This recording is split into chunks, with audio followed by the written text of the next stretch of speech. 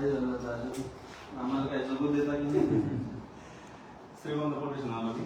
हां बेलगोंदी पोलीस स्टेशनला मला दाखल आहे. त्याची एफआयआर आहे.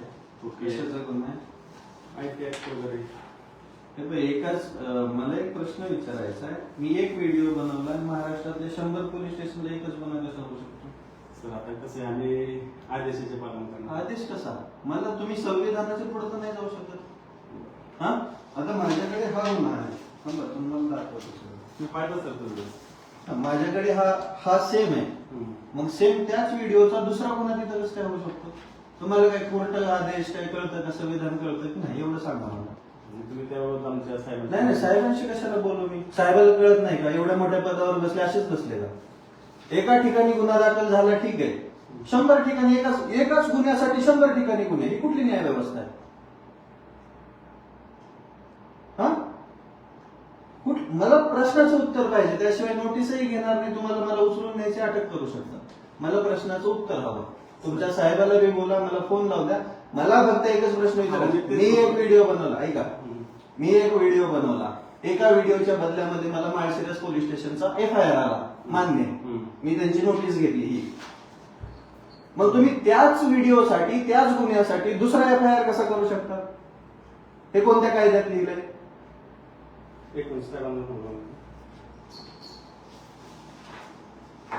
हद्द झाली.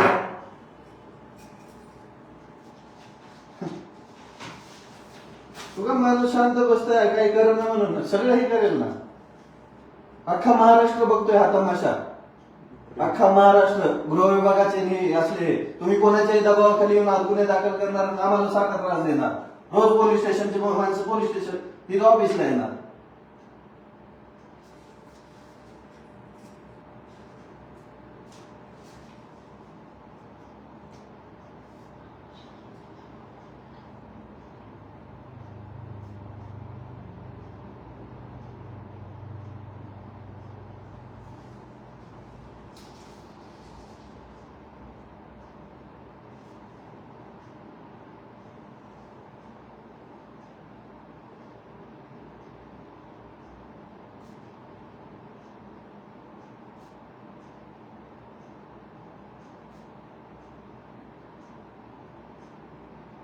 हद्द झाली यार. काय संविधान कायदे काय अभ्यास करता की नाही का? कोणते बी अधिकारी, कोणता बी मोठा माणूस आला पैसे वालायला की त्याच्या हिशोबाने काम करणार तुम्ही. एका गुन्ह्यासाठी 3 गुन्हे 4 गुन्हे असतात बघतो. 17 ठिकाणी गुन्हे दाखल केले, म्हणजे 17 पोलीस स्टेशनला मी रोज जायचं. कशासाठी? जय सर डॉक्टर आलो तो सर इथं आहे ते साहेब बोलताय ना तुम्ही.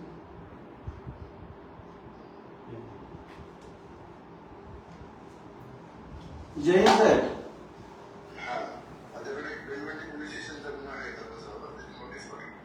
मला एक गोष्ट सांगा साहेब, भारतीय संविधानामध्ये असा कोणता नियम आहे की एकाच गुन्ह्यासाठी 17-18 पोलीस स्टेशनला गुन्हा दाखल होतो? काय आहे ते न्यायालय वगैरे, तुम्ही काय तुमचं म्हणणं आहे ते देखील द्या. माझ्याकडे गुन्हा तपासायला आलो नाही, माझं काम तपास करणे आहे. नाही तुमचं काम तपास करणे आहे, पण त्याची शहानिशा करायलाच पाहिजे ना आधी. हो, याला मी अन्सरेबल नाहीये ना. कसं काय? नाही, तुम्ही तुमचं शोधून घ्या. म्हणजे एका व्हिडिओसाठी तुम्ही 17 ठिकाणी गुन्हे दाखल करणार? मी दाखल केलंय, माझ्याकडे एक तपास आहे त्यासाठी. मग माझ्याकडे तुमच्या याच गुन्ह्यासंदर्भात आधी एक नोटीस आली आहे. कोणत्या? तुमच्या याच गुन्ह्यासंदर्भात. माझ्या बेलवाडीच्या पोलीस स्टेशनचा गुन्हा माझ्याकडे आहे, ती पहिलीच नोटीस काढली. या गुन्ह्यासंदर्भात दुसरी नोटीस मला नसतात. एकच व्हिडिओ टाकलाय, त्याच्या संदर्भात 4-4 व 5-5 पोलीस स्टेशन, 17 पोलीस स्टेशनला गुन्हे दाखल होत असतील. कायदा आणि सुव्यवस्था अवघड आहे ना. माझं म्हणणं तर मांडायलाच हो साहेब, पण माझं तुम्हाला विचारणं अधिकार आहे की माझा बी? मी पण भारताचा नागरिक आहेच की. तुमचं काय म्हणणं आहे ते तुम्ही मांडा. आता काय साहेब? हा, जे काय म्हणणं असेल ते तुम्ही मांडा. पण योग्य नाहीये साहेब हे. काय योग्य आहे काय नाही तपास तर करावा लागेल. त्याच्यासाठी न्यायालय किंवा कायद्याने नाही कायद्यानेच, ऐका ना, कायद्याने हे नाही सांगितलं की एका गुन्ह्यासाठी 17 गुन्हे दाखल करा. काय आहे ते तुम्हाला सगळं लक्षात घेईल. तुम्ही माझी नोटीस पाठवली, नोटीस घ्या, त्या विषयाचं तुमचं काय म्हणणं ते द्या मला त्याविषयी. ठीक आहे, चालेल.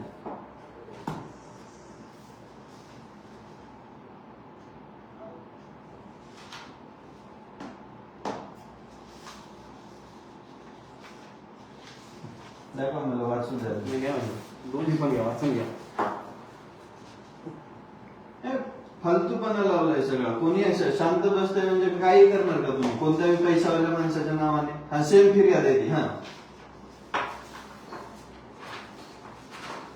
सेम फिर्याद आहे. नाही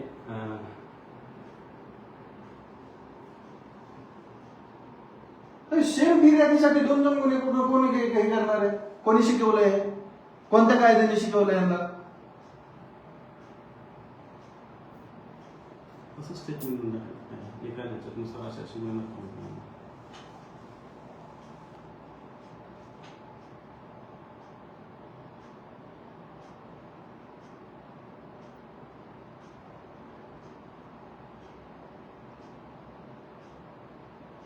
बिनबुडाची माहिती. भाडं खाऊन पैसे दिले नाही आहेत शेतकऱ्यांचे.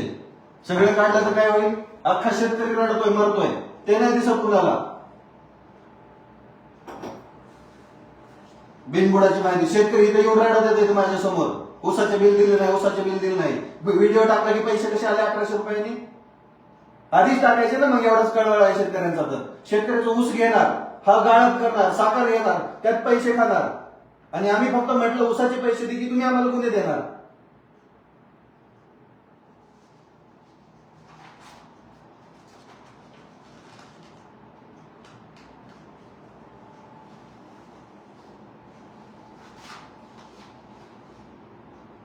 हा आहे महाराष्ट्र आणि हा आहे परिस्थिती महाराष्ट्रातील पोलीस व्यवस्थेची. पोलिसांना एखाद्या पैशावाल्याने सांगितलं की याच्यावर गुन्हा दाखल कर की करणार. आणि शेतकऱ्यांना बघा तुमच्यासाठी लढायचे हे आहेत.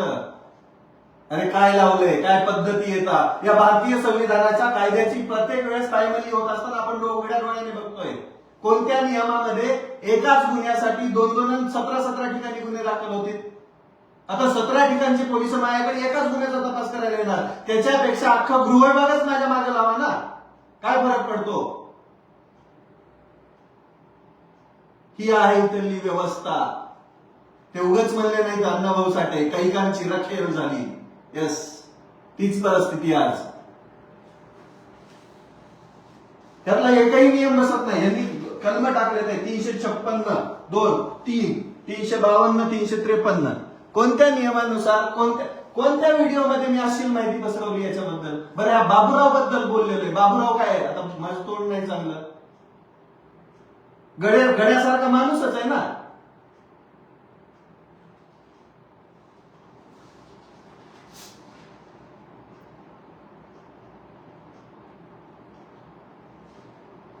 अवघड आहे. 67 कलम कशासाठी आहे माहिती का? सोशल मीडियावरती अश्लील आणि खराब माहिती प्रसारित केली तर कलम 67 लागतं. माझ्या कोणत्या व्हिडिओमध्ये मी काय कपडे काढून व्हिडिओ बनवतो का? त्याबाबत आहे ना आमचे साहेब बोलले ते. हा मग बोलणं असं नाही बोलावं लागेल तुम्हाला. जी परिस्थिती ती सांगावं लागेल. चर्चा केलेली आहे त्याबाबत. यातला एकही गुन्हा होत नाही. अदखलपात्र गुन्ह्याला तुम्ही नोटिसा घेऊन येतात एवढ्या लांबून. तपास चालू आहे त्याचा, त्याच्यानंतर निष्पन्न होईल ना पुढचं काय ते.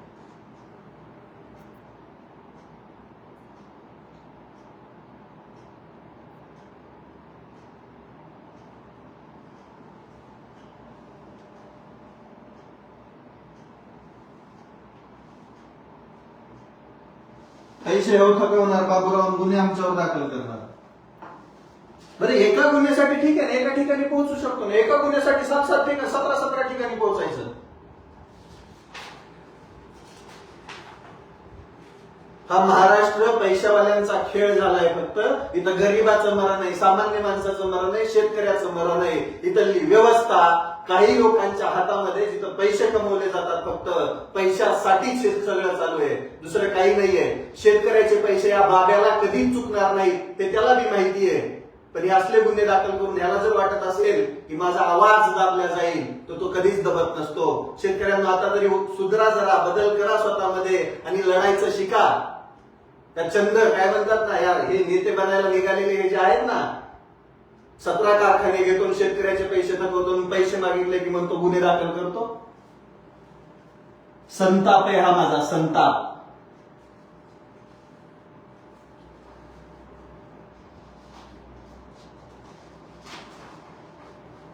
हे कोणत्या नियमानुसार ह्याच्यातला कोणता मला सांगा कोणता कलमनुसार याच्यामध्ये फिर्यादी जी आहे तुम्ही पोलीस आहात कसं आहे त्या माहिती आहे का? फिर्यादीनुसार त्यातलं कोणतं कलम लागतं सांगा. तर काय माहितीये का, तो झालेला बेलबंदीला पोलीस स्टेशनला दाखल आणि हा आयटॅक त्याला फक्त ते आयटॅक लागल्यामुळे तो आमच्या पीआयच्या बंगला तपासायला लागला. हम्म. तिथून पुढे तपास होईल. तर मला एक गोष्ट सांगा IT ऍक्ट माहिती तंत्रज्ञान अधिनियम 2067 ऐका सिंपल हा कलम लागतो जर मी सोशल मीडियावरती अश्लील माहिती पसरवली मी सोशल मीडियावरती अग्राह्य भाषेमध्ये बोललो जसं शिवीगाळ म्हणा किंवा काय म्हणतो विनयभंग केला एखाद्याचा किंवा एखाद्याची पर्सनल माहिती शेअर केली तर त्यावेळेस हा 67 लागतो. मी ना त्या व्हिडिओमध्ये मी ना कपडे काढून बसलेलो आहे ना बाबूरावचं कपडे काढून टाकलेला व्हिडिओ टाकलाय किंवा त्याला फक्त उसाच्या बिलाचे पैसे मागितले शेतकऱ्यांचे त्याच्यामध्ये IT ऍक्ट 67 तुम्ही लावू कसा काय शकता. बरं प्रत्येक पोलीस स्टेशनची सेम टेंडन्सी आहे हे पोलीस स्टेशन की तुम्ही तोच गुन्हा लावलाय सेम फिर्याद आहे सेम गुन्हे लावलेले. अरे निदान चेक तरी करा रे बाबा न तुमच्या खांद्यावरती स्टार आहे तर आम्ही तुमचा रिस्पेक्ट करतो आम्हाला वाटतं की तुम्ही कायद्याचे रक्षक आहात पण तुम्ही जर भक्षकच बनायला लागला तर सामान्य माणसाने जायचं कोणाकडे. ते तपास आणखी निष्पन्न होईल. अहो तपास काय ह्यात होतच नाही तुम्ही फिर्यादीनुसार त्याला लावायला पाहिजे. ऐका ना. मला एक गोष्ट सांगा हे बघा मी तुम्हाला पोलीस स्टेशनला फिर्याद दिली XYZ मग त्या फिर्यादीनुसार जे कलम लागतात तेच लागायला पाहिजेत ना. मी आजपर्यंत 500 नाही 1000 NC दाखल केले असतील एक बी FIR झाला नाही माझा का. ते काय केलं? हा? माझ्या मार्फत मला धमक्या देणाऱ्यांना मला जीव मारण्याचा प्रयत्न करणाऱ्यांना 1000 NC दाखल केलं तुम्हाला दाखवू का कागद नाही असते ना. एकाचाही FIR नाही झाला ते तर गंभीर स्वरूपाचं होतं तरी मी झालं नाही FIR फक्त NC झाली आणि इथं मी काहीच नाही केलं तर माझ्या FIR होत आहे. काय म्हणजे किती सिस्टीमला खाणार लोक राव तुम्ही किती या सिस्टीमला किती पोकरणार तुम्ही नेमकं इथं गरीबाचं सामान्याचं काही आहे की नाही.